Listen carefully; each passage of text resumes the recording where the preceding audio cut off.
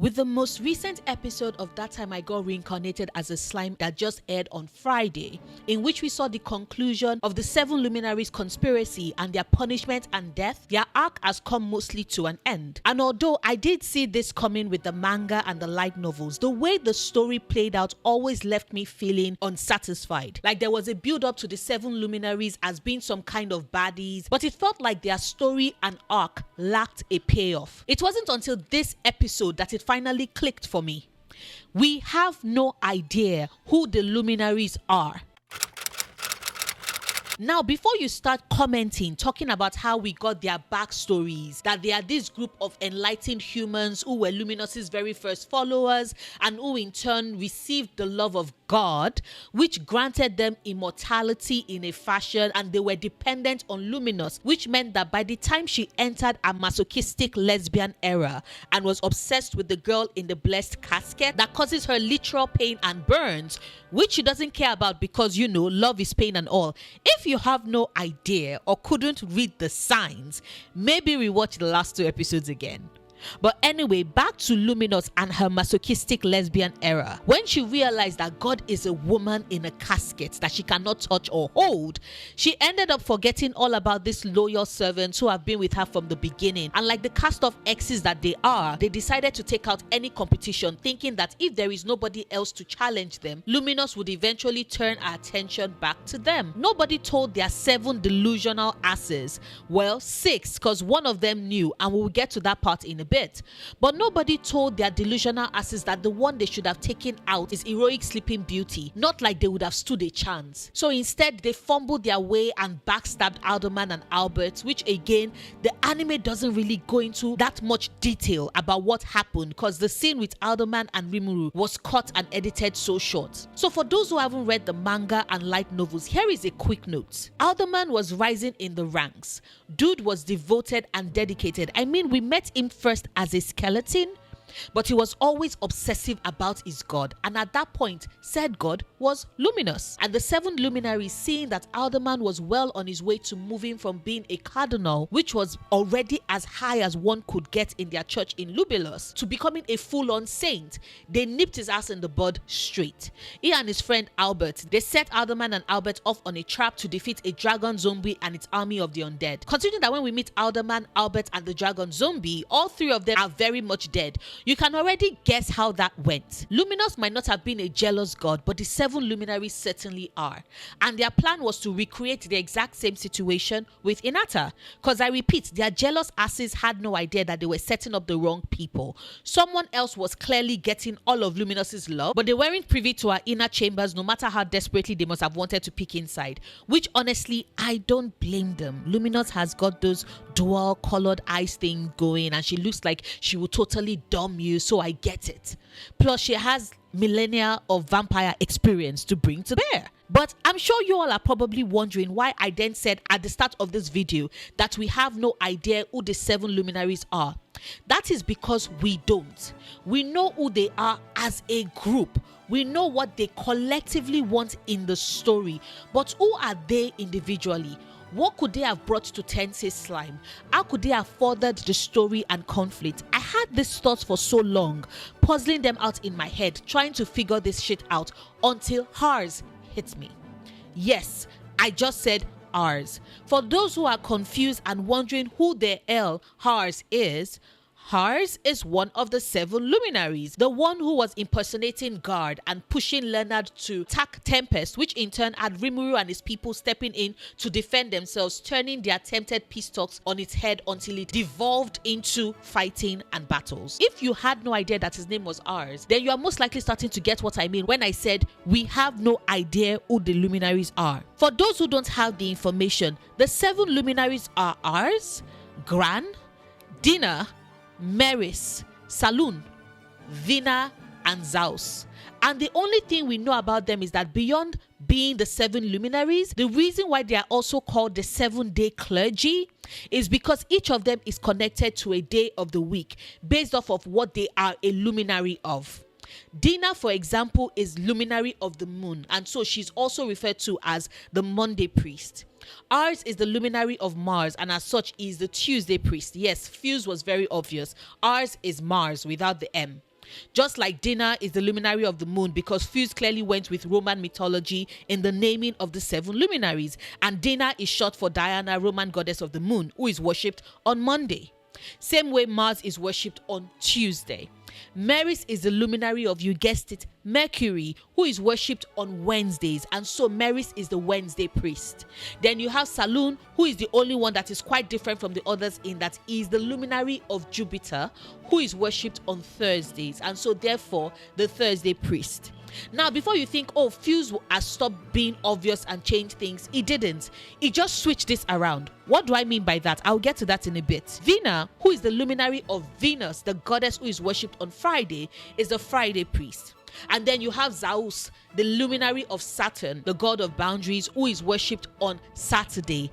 And this Zeus is called the Saturday priest. As you can see, Fuse just merely switched Salon and Zeus around. Zeus would have been better suited for Jupiter, who is the Roman god equivalent of the Greek god Zeus, from where Fuse definitely got the name Zeus from. And they are both lightning gods. And guess who does lightning magic in the story? Not Zeus, because Fuse willingly gives that to Salon, who is the luminary of Jupiter, to fuck with us.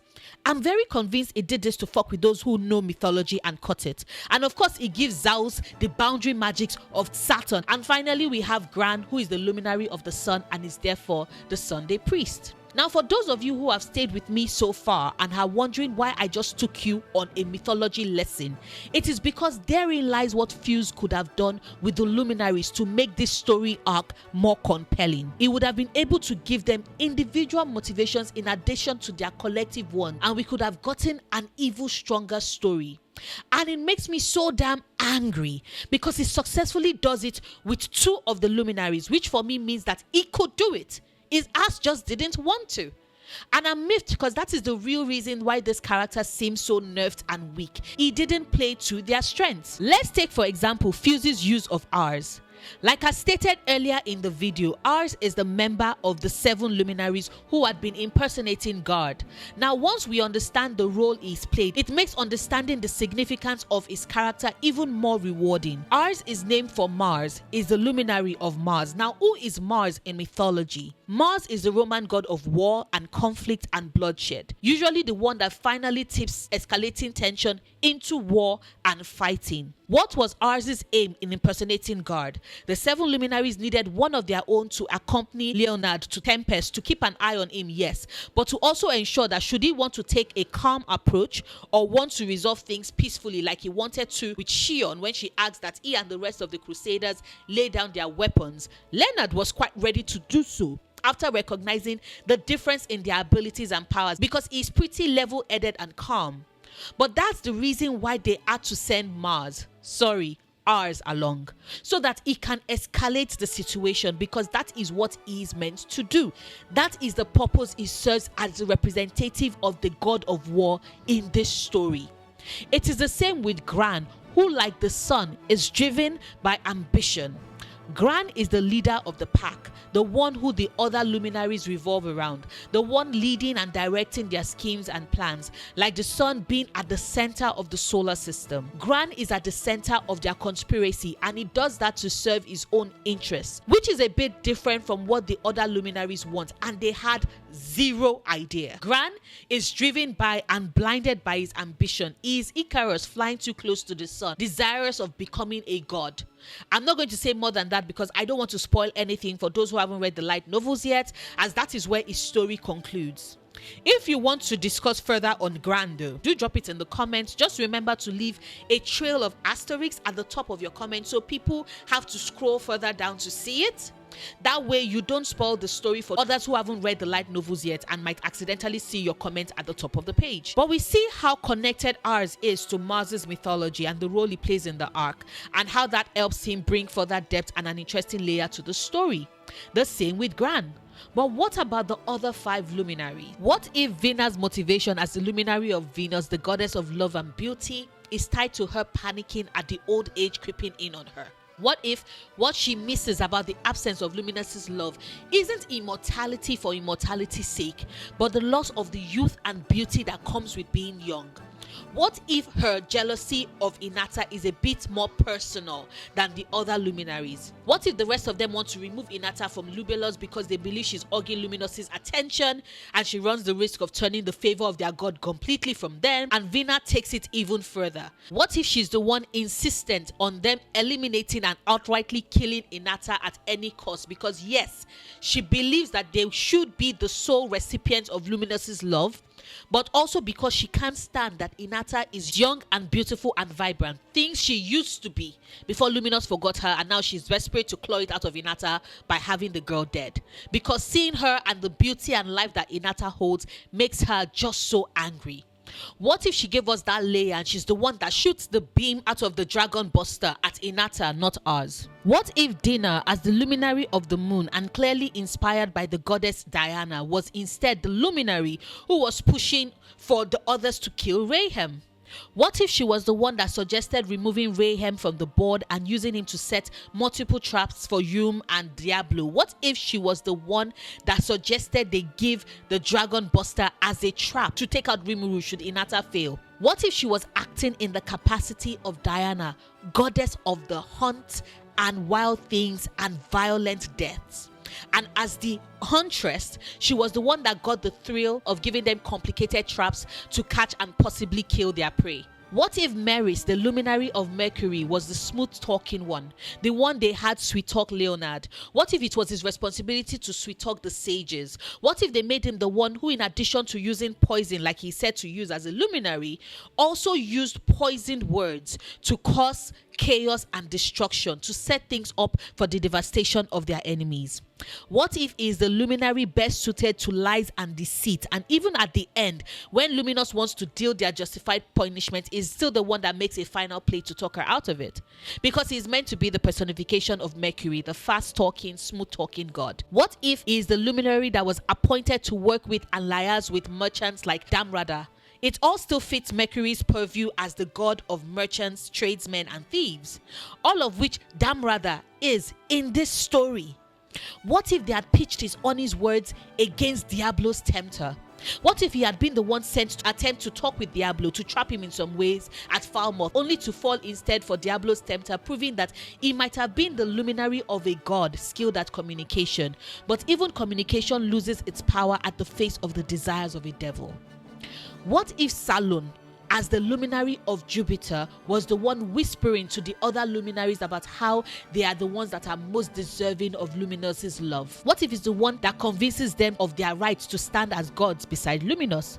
What if it's arrogance and pride that they should be kings of everyone else and should be on a higher hierarchy to the other saints because everyone else isn't worthy, is meant to represent the bearing of the king of the gods, Jupiter himself?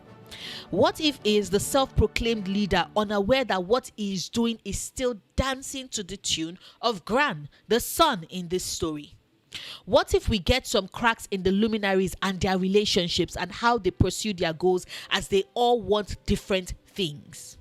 What if Zeus, as the luminary of Saturn, was the one urging caution, telling them that they should take their time, exercise a little patience, wait a while? What if, just like Saturn, the Roman god of boundaries and time, he had tried to get them to plan and plot carefully and not be in a hurry, but the others with their desires, and because they are basically representatives of these gods in the story, are driven by their own unique actions and wants, and so pay him no mind, and then he too is swept alongside them and suffers their punishment with them?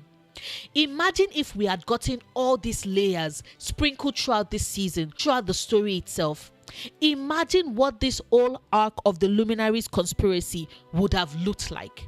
Like, don't get me wrong, I am looking forward to the Founders Festival because it is one of my favorite arcs in the story. My other favorite one is from the light novel, and since we haven't gotten there yet, I wouldn't mention it. But yes, I love Tensei Slime. I think about it practically all the time. I rewatch the anime between seasons. I reread the entire books whenever a new light novel is released. I am obsessed. And even with my obsession and how much I love the story, I'm still greedy enough to wish that Fuse had given us a bit more with regard to some of our villains. And the 7 Luminaries are definitely one of those villains that I wish Fuse had done better with. What about you?